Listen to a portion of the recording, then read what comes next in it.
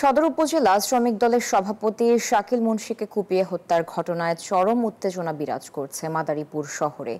মরদেহ নিয়ে 2 দফায় বিক্ষোভ মিছিল করেছে বিএনপি অঙ্গ সংগঠনের নেতাকর্মীরা। পুলিশ বলছে দোষীদের গ্রেফতারের চেষ্টা চলছে। বেলাল রিজভির তথ্য, ছবিতে ডেস্ক রিপোর্ট। সম্প্রতি মাদারীপুরে পৌর শ্রমিক দলের কমিটি গঠন করা হয়।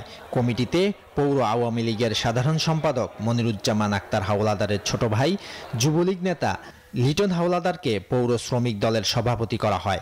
লিটন হাওলাদার যুবলীগের রাজনীতির সাথে জড়িত এবং চাঁদাবাজি সহ একাধিক মামলার আসামি হওয়ায় কমিটির বিরোধিতা করেছিলেন শাকিল মুন্সি।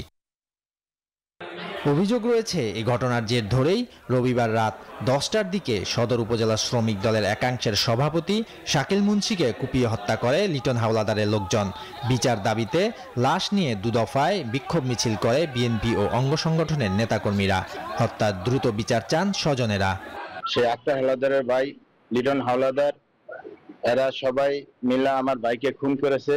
সেই জন্য আমি এই খুনের বিচার ও দ্রুত আইনে তাদেরকে ফাঁসির আওতায় আনা হোক। আত্মীয় স্বজন আছে, ওনার চাচা হারুন হাওলাদার, আজগর হাওলাদার, জাহাঙ্গীর হাওলাদার, আলমগীর হাওলাদার, আলামিন হাওলাদার, ওমর হাওলাদার, লিটন হাওলাদার, এরা নির্মম ভাবে এই লোকটারে হত্যা করছে। এই শাকিল মুন্সিকে কিন্তু তারা যখন আওয়ামী লীগ ক্ষমতা ছিল তখন তার হাত পা ভেঙে দিয়েছিল। এদিকে সোমবার বিকেলে মাদারীপুর সদর হাসপাতালে শাকিলের মরদেহের ময়নাতদন্ত শেষ হয়েছে।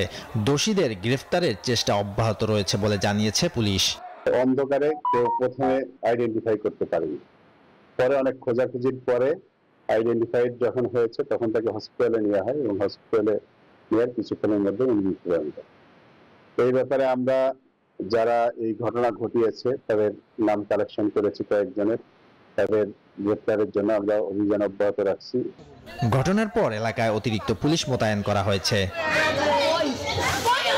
Desk report, news 24।